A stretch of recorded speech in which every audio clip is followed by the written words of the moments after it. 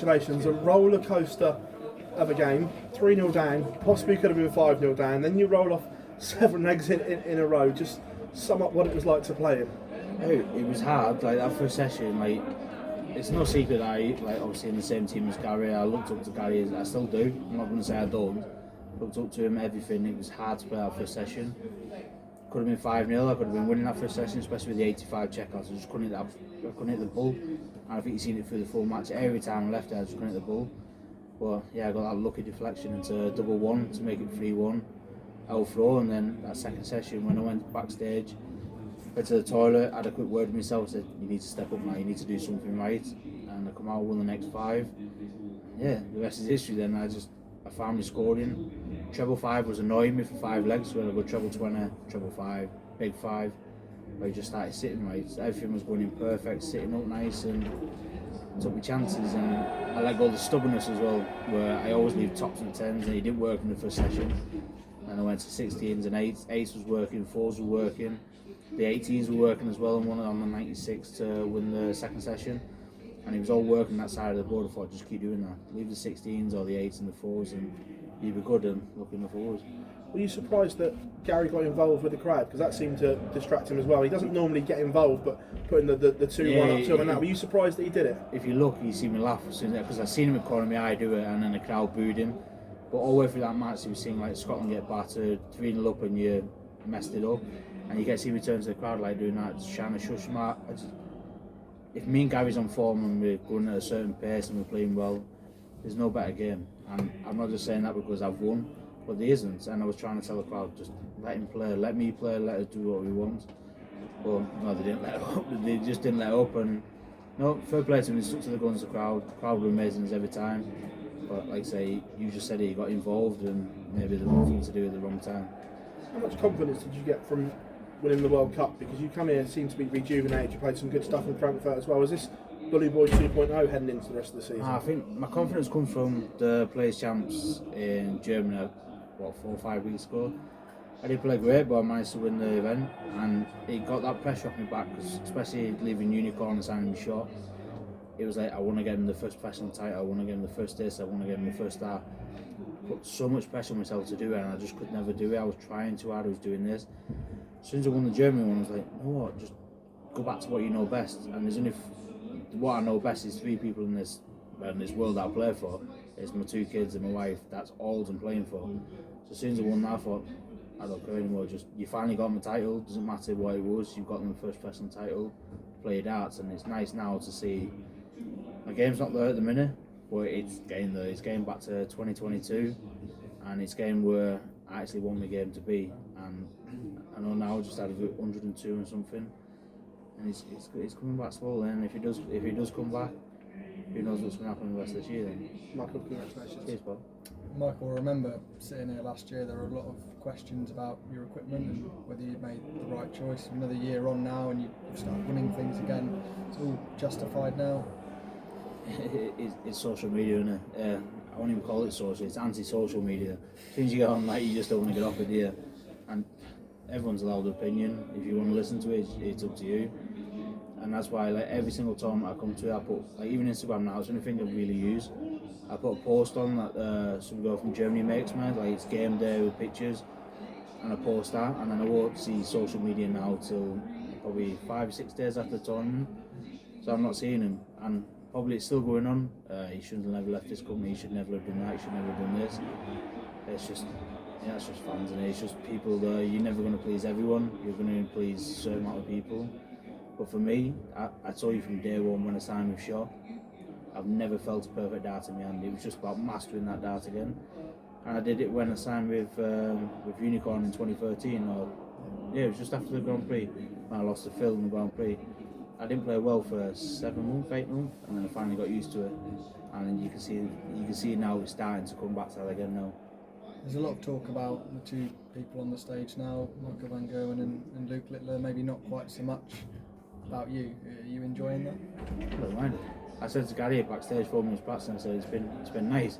Because like any other time me and Gary play anywhere, if we say, oh, Michael Smith's got Gary Anderson or Gary Anderson's got Michael Smith, and then the draw afterwards is Van Gerwen and Littler, it's all about them. And I've done it my whole career, even at the UK Open when I first started for like the first 5 or 6 years. I think I was on board 9 in the car park, and mine board 8. I was just going through it, and you just do your business quietly backstage. It doesn't matter if I'm in the limelight or not. It really doesn't bother me anymore. I've been here for too long now. I think I'm just approaching my 17th year on the PDC. I really do not care. I've just got to get on with my game, get on with my job, and lucky enough I did both tonight. Got on with my job and my game and won the match. You talked a bit about your relationship with Gary Anderson. You've known him a long time. He's sort of brought you through in the early stages of your career. How long do you think he's got left at the top level? I hope a long time. And I think I said it on the Sky interview this afternoon. Darts without Gary Anderson is a big loss. There's a lot of people come and go in darts and everything like that, but Gary Anderson is something special. Even I don't know. It's going to be hard now because I want to say his age, but I don't want to sound disrespectful. I want to get his age right. I think he's about December his birthday, so he's probably coming up to 52 now in December. 53. I'm just giving him an extra year. But I know his birthday's in December, so he's coming up to 53. We need him. We need him in darts. We actually need him in darts. I think everyone needs him. Gary Anderson, not in darts, it's boring for the fans. We need that big name, and I think Gary's that. And I'll say that till the next, till I retire, I guess. Gary will be around when I retire, but we still need him in the game. Cheers. Oh, you're welcome. Michael, interestingly that you mentioned retirement. We've seen sort of people and pundits talk about Luke Littler that he might not go on long because he might have so much success, and Michael van Gerwen has talked about it in the past. He doesn't want to go on forever and ever and ever. What are your thoughts on that? Are you somebody who wants to play darts for as long as they possibly can? For me, I think I was just saying the last one, I'm approaching, next year in my 17th year, I want to give at least 30 years to the PDC, so I've got at least 13. And then you can ask me that question again in 2037 or whatever it is, and ask me again. But I want to give at least 30 years to the PDC. I've dedicated my life to it. I'm not just going to quit now and give up and say, yeah, I'm going to retire in 2 years, 3 years. So 30 years, and then ask me the question again. I'll come back to you in 30 years. We'll speak about that again. There was 2 people who this season not want to draw, Anderson, Littler. You got Gary Anderson. What were your thoughts when you got that draw? Arguably one of the 2 hardest draws you could have got in the opening round. You've done a lot of interviews with me. I'm not bothered with it. I've always wanted Van Gerwen in the final. I've always wanted Van Gerwen somewhere else. I've always wanted Taylor. I've always wanted Anderson. It's the test for me to see what I need to do right in my game, or if I'm at the right level or I'm at the right pace. I've not been at the races for 14 months, 16 months since I won the Worlds. My own fault for taking virtually a full year out of doing anything. I've just not been there. I've been working hard since obviously when I lost to Dobie this year in the Worlds. Been working really hard to find my game again, and that was the test for me that I needed. Obviously, you'd rather an easy game, but you're playing the match players. There's only 16 players who you can draw, and all 16 deserve to be here. Top quality players. So whoever it was, you got that test. And obviously, lucky enough, because it was a bad draw for me to get Gallagher, but lucky enough I won in the end, and it's just showed I'm still capable of throwing 100 averages. I'm still capable of playing under pressure, and it just showed me now that the hard work's finally to pay off. I know I need to step up maybe 10%, 15%, 5%, whatever it is. I still got some game improvement in my game, and hopefully now I'll find it out in the next game, or the next game after that, or next game. Maybe find out in Australia in August. I've just got to find the next step now. Cheers, Michael. Thank you. You're welcome. Michael, many congratulations on the win tonight. Obviously, it was a difficult draw getting Gary Anderson in the first round, but obviously having a fantastic performance like you did, can that only be used platform going into the remainder of the competition? It can. For me now, I need to get back to work tomorrow. I need to get back on the board, do things right. What I've been doing for, like I've said in the last interview, for the last 7-8 months, what I've been trying to work hard for. It can work against me if I think, well, I know I've just averaged 102 out. I'm allowed a day off, 2 days off where I don't want to play next, but I'm allowed that. But then for me now in my head, I've been doing everything right. I've been practicing hard again, taking the kids to school, straight after school, practicing for the 4 hours, picking them back up from school. I can't rest on my laurels. I need to work hard, keep working hard. This is a tournament that I want to win, and I don't want to go back to my hotel tonight and think, no, I'll have 2 days rest. I'm not going to get out of bed, I'm going to do this. I need to work hard, so it was a test tonight, but I've got a bigger test whatever day I play, I've got an even bigger test because that game's then to get in the quarterfinals. The next game's for the semi. I need to work even harder. And you've had some fantastic runs in this competition before. What was it like getting back onto the Winter Melbourne stage today? Yeah, I think my last one was 2019.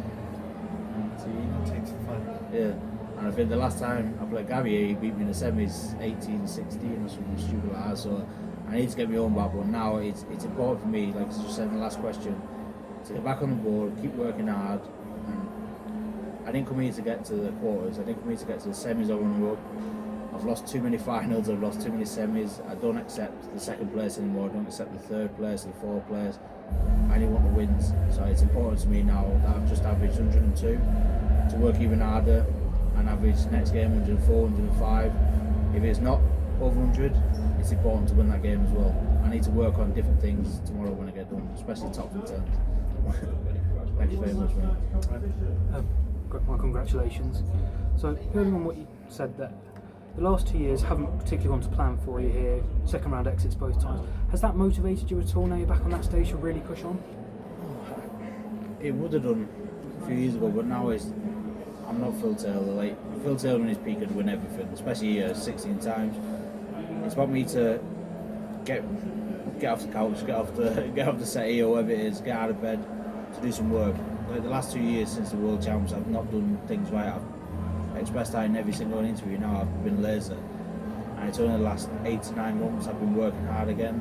It's been a struggle, but I'm not getting the results I wanted to. But I'm starting to see him now. I'm starting to see my game rise up. Starting to see everything else. So yeah, it's kind of helping now. This is one tournament I'd love to tick off now. I've won the Slam, I've won the Worlds. Premier League's missing. It's one of my favourites as well, but Matchplay is definitely up there. It's for me, this is like my home venue. Only 40 minutes from here. So this is the one that's missing. It's that motivation that I need. And I could do this interview with you in the next 2 or 3 days after a loss. But I'll always come back every single year, work even harder to get back here, to do everything right, just to win us again.